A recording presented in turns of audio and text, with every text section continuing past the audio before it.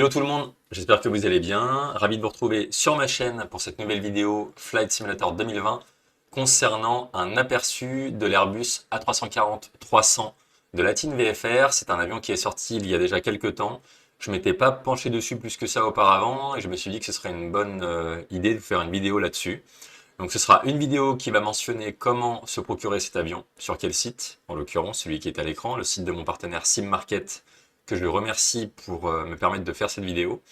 Et également un test sur le tarmac de Paris-Orly avec un décollage concret, comme ce que j'ai l'habitude de vous proposer en général. Donc c'est un contenu qui est habituel, j'ai envie de dire, et en fin de vidéo, je vous ferai mes retours sur cet avion, à savoir les avantages et les points d'amélioration selon moi.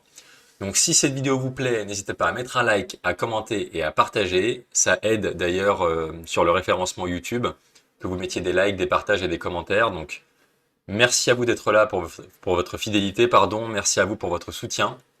Et également n'hésitez pas à rejoindre ma chaîne pour devenir membre exclusif. Donc il y a le bouton rejoindre qui est directement sur la page d'accueil de ma chaîne YouTube.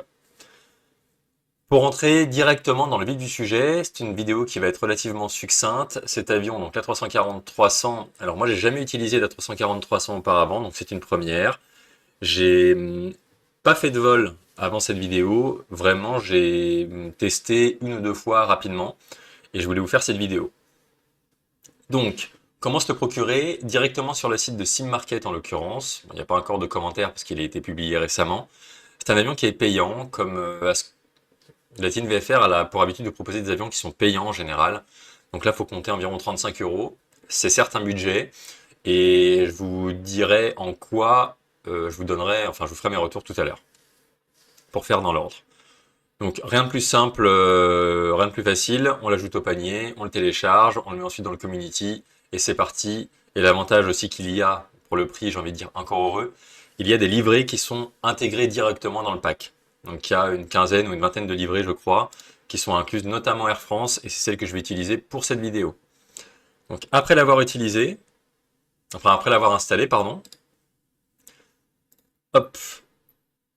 Donc dans le menu de sélection du plan de vol et du vol, vous aurez donc Latine VFR A340-300 avec toutes les livrées d'ores et déjà installées. Donc je vous invite à vous pencher dessus, et c'est parti. Donc je vais baisser un peu le son du simu.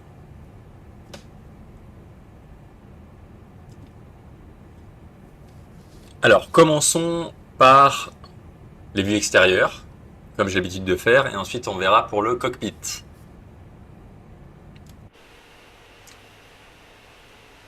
De l'extérieur, c'est un A340, il n'y a pas de sujet. Il est bien fait, graphiquement parlant, il est très bien fait. Je pense qu'on s'en rend compte aussi dans la vidéo. Les réacteurs, quand on va au plus près, ils sont très très fins. Donc c'est propre à la 340. Pardon. Les reflets, toujours... Latine VFR, c'est toujours bien graphiquement. Hein. Alors attendez, je dis pas ça parce que l'intérieur va laisser à désirer. En général, l'extérieur est vraiment bien. On voit vraiment le détail ici, avec les volets qui sont représentatifs de la 340. Le train, qui est conséquent, toutes les roues qu'il y a.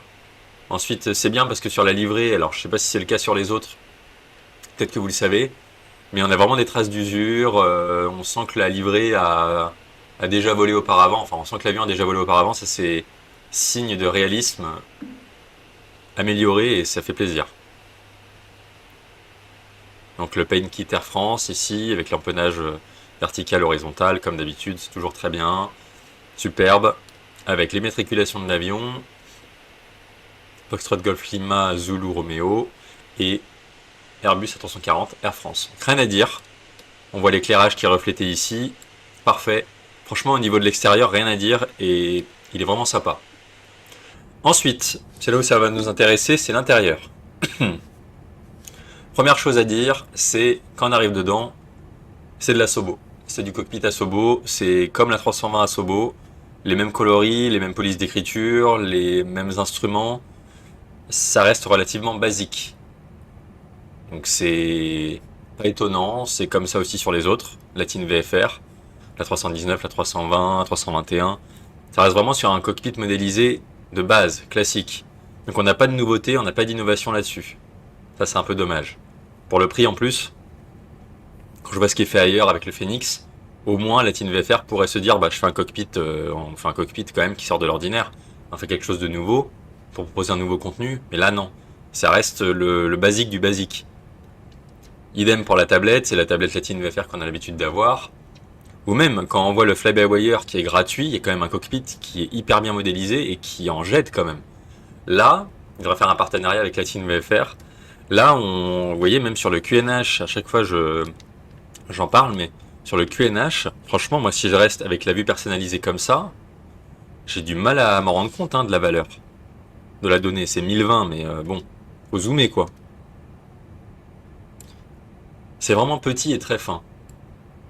Bon, après, on peut toujours zoomer, hein. On peut toujours s'avancer, on peut se baisser, on peut avancer. Vous voyez, c'est bon.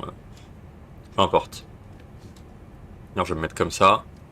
Ça, on verra mieux l'instrument tout à l'heure au décollage. Donc, le cockpit, pas grand chose à dire.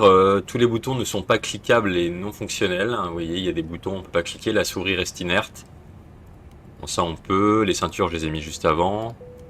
On a bien la petite alerte. L'Emergency Exit Light, on peut pas cliquer. Ça, on va laisser sur On. Bon, vous voyez, c'est Latine VFR. Y a pas, on peut pas cliquer partout.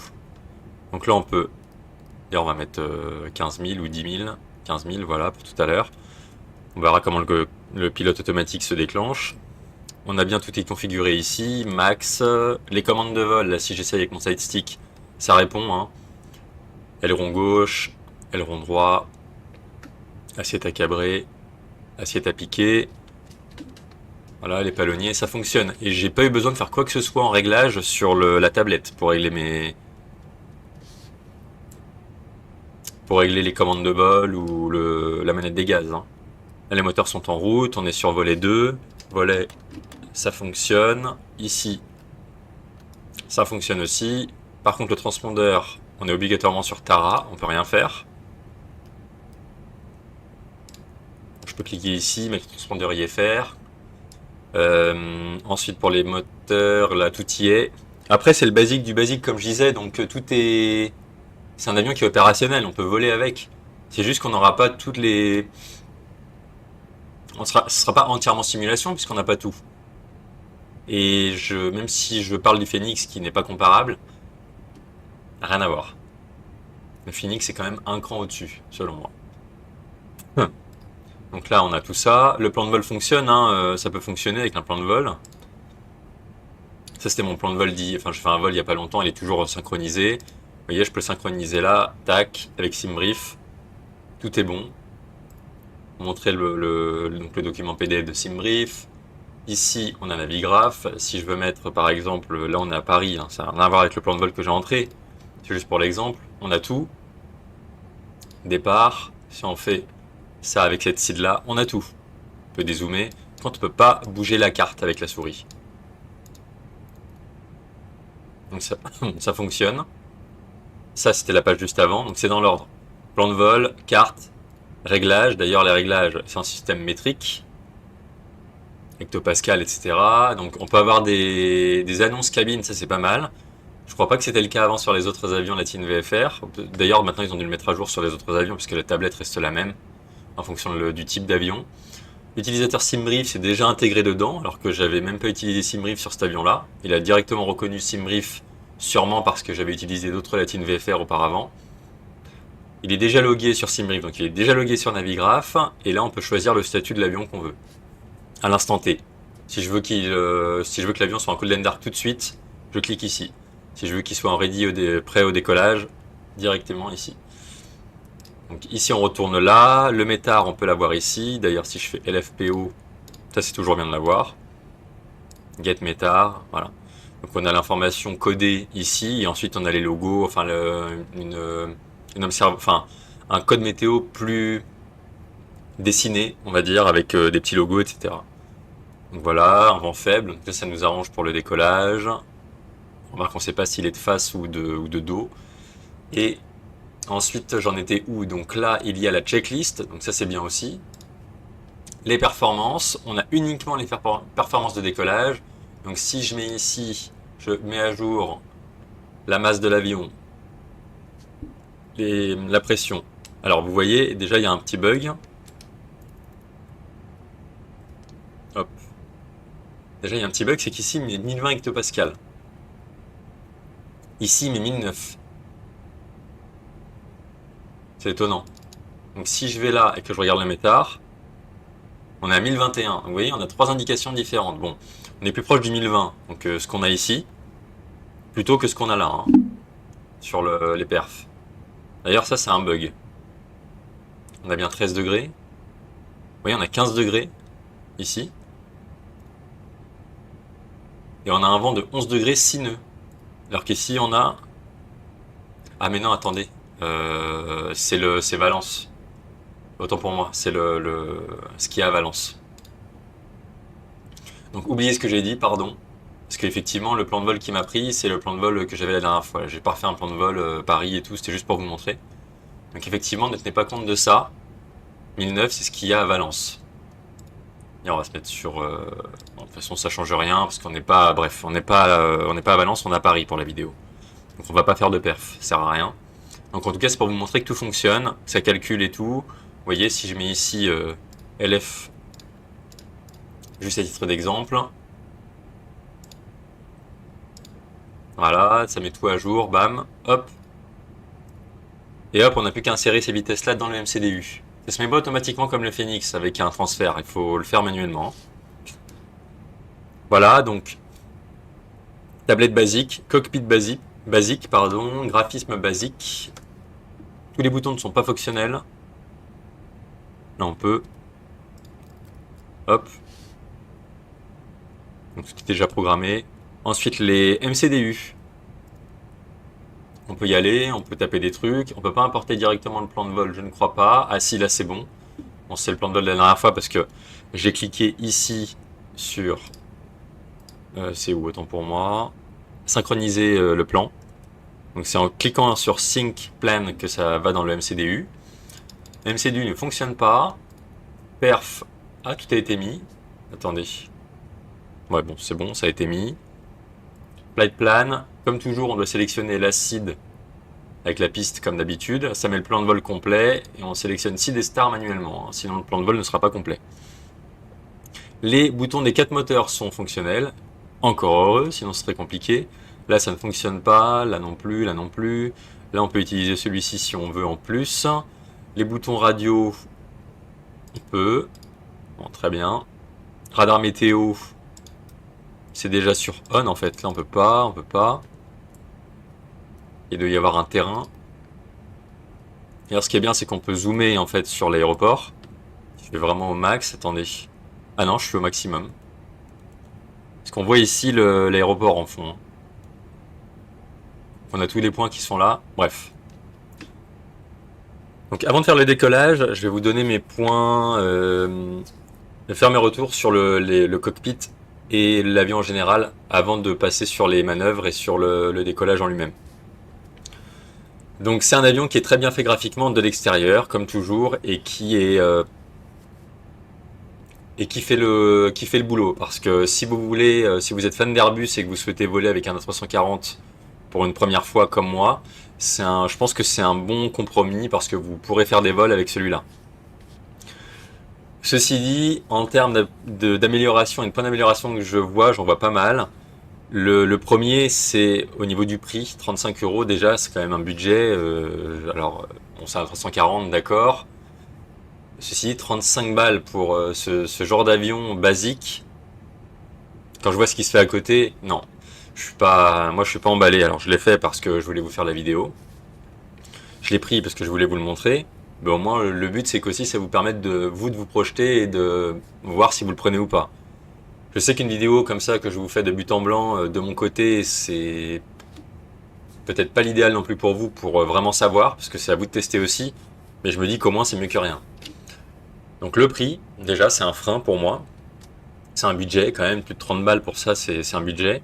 Ensuite, par rapport au cockpit, parce que l'extérieur, en fait, enfin moi personnellement, je m'en fous. C'est dans le cockpit qu'on est, c'est à l'intérieur. Donc Au niveau du cockpit en lui-même, ce qui me freine, c'est que tous les boutons ne sont pas cliquables et ne fonctionnent pas tous. Donc on est limité, même si on peut faire le vol, on est limité. Et ensuite, les graphismes basiques, mais vraiment c'est le mot que j'ai dû sortir au moins 15 000 fois depuis le début de la vidéo, mais pour moi ça fait très basique et encore une fois très limité. On est vraiment sur des graphismes...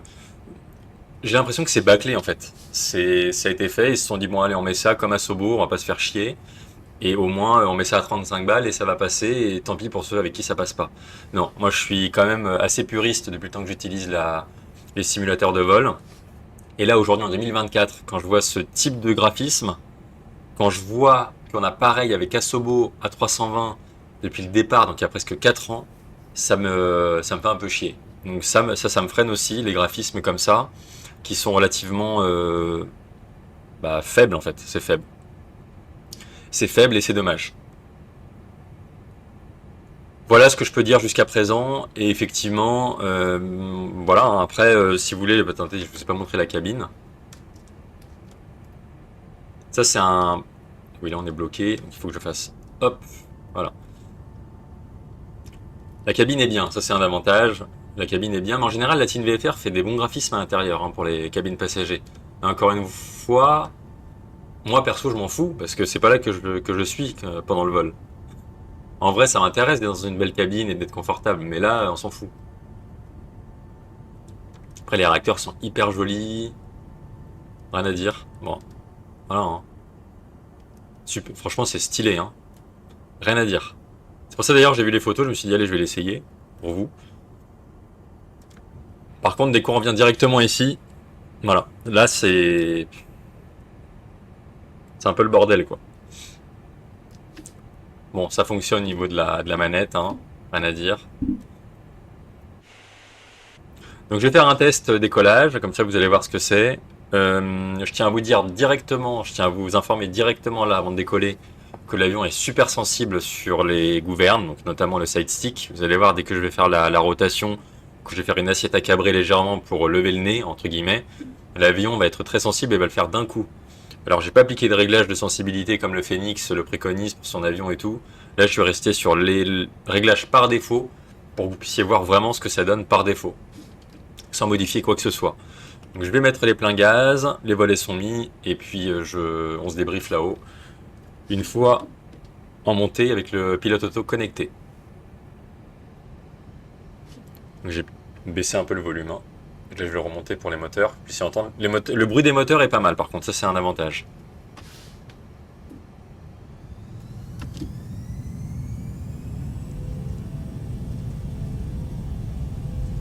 Voilà, je vais baisser un peu, là vous entendez.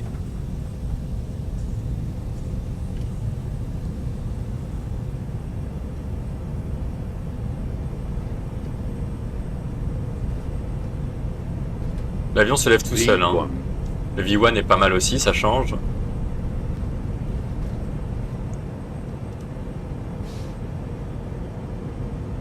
Allez, 15 degrés à peu près.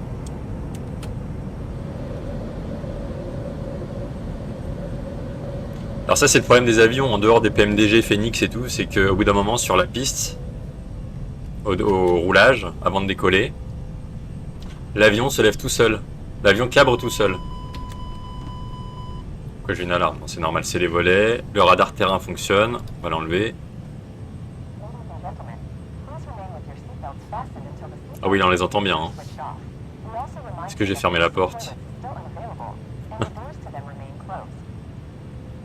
fait le même bruit alors que je ferme la porte. Bon, ça c'est un détail, mais c'est dommage. Donc voilà, ça a l'air bien. Donc là, ce que je vais faire, je vais me mettre en heading. Hop, hop.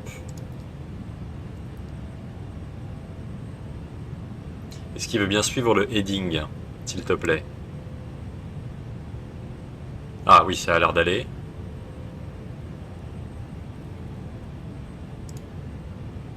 Voilà, se mettre en vitesse verticale. Pilote auto est un peu bizarroïde, j'avoue.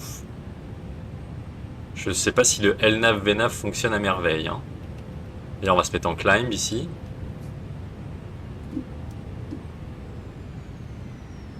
Oh, le bruit du moteur quand on passe en climb.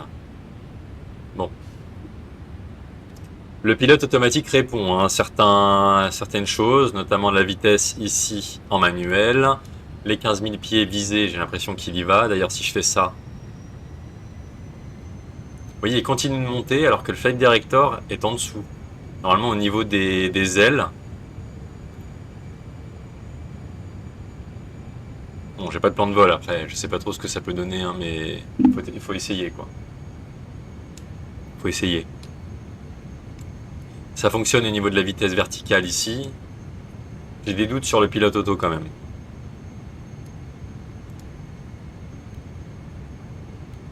J'ai des doutes. Voilà, sur le fait que le pilote auto soit pleinement opérationnel. D'ailleurs ici, il clignote pas pour passer en standard. C'est à moi de le savoir. Bon, ça c'est sûr. Non. Ouais, c'est ça. Hop.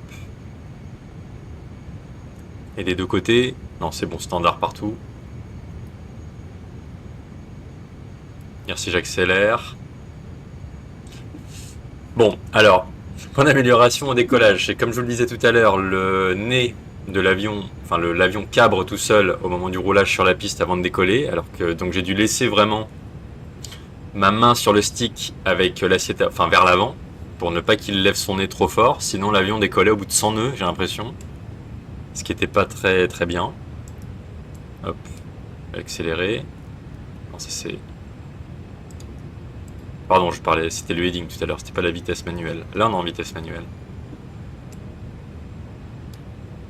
Et en fait le flight director se synchronise quand je mets ici une assiette à piquer. Une assiette à cabrer, pardon, avec la vitesse verticale. Oula, d'accord. Ok, donc c'est ça. En fait, on doit faire un vol avec la vitesse verticale, j'ai pas l'impression.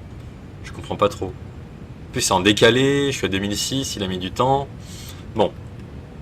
Ça a pas l'air trop ça, hein. Donc, en plus d'avoir un avion qui se lève au décollage, tout seul avant de décoller, hein, qui se lève au roulage, pardon, on a un avion qui a du mal à tenir un pilote auto avec un flight dir. Ça, c'est embêtant. Encore là, ça va, on a beau temps, si on a une approche et tout, on peut faire à vue, mais si on a vraiment un mauvais temps, c'est compliqué. J'espère que l'ILS fonctionne également. Et on a un avion qui est très sensible sur les gouvernes. Donc là, je vais déconnecter le pilote auto après, on va faire quelques inclinaisons. Mais c'est quand même, pour un gros porteur, je trouve assez sensible. Hein. Très sensible. Voilà. Voilà mes retours sur le pilotage en lui-même. Donc je vais faire... Hop. Des bruits un peu sourds. Le chrono ne fonctionne pas d'ailleurs, non plus. Là, il est moins sensible sur les inclinaisons. Là, je sens qu'il est lourd quand je tourne. Idem ici. Après, il y a une trim auto, hein, donc c'est l'avantage. Flight director qui se met en bas. Et là, si je... Ah ouais, c'est... Encore à cabrer, ça va, mais à piquer... Ouais, c'est bizarre. Bon. En conclusion, je vous invite à le tester si vous êtes fan d'Airbus encore une fois et que vous aimez les A340, enfin les quadri-réacteurs, parce que c'est quand même une première. D'ailleurs, si vous avez testé et que vous avez des retours à faire, n'hésitez pas à les faire en commentaire sous la vidéo, ça servira à tout le monde et à moi-même. Et merci d'ailleurs pour ça. Et moi du coup, dites-moi si vous voulez un tuto. Personnellement, je pense pas en faire parce que j'accroche pas plus que ça avec cet avion. Et en plus, vu ce qui arrive là avec le 737 MAX Hi-Fly, il y a l'Airbus Aerosoft A330 qui est sorti aussi, mais qui apparemment n'est pas génial. De toute façon, on se retrouvera pour d'autres tutos et d'autres vidéos sur Flight Simulator 2020 d'ici le 2024. Et d'ailleurs, je n'ai toujours pas compris sur le 2024 si on pourra transférer les trucs et tout depuis le 2020. Enfin, il faudra réinstaller complètement un nouveau simu. Et ça, c'est le point d'interrogation, quoi. Donc bref, on en reparlera plus tard. En tout cas, merci à vous d'être là. Merci à vous d'avance pour vos retours sur la vidéo. Et je vous souhaite de très bons vols sur Flight Simulator 2020. Et prenez soin de vous. À très bientôt tout le monde. Ciao.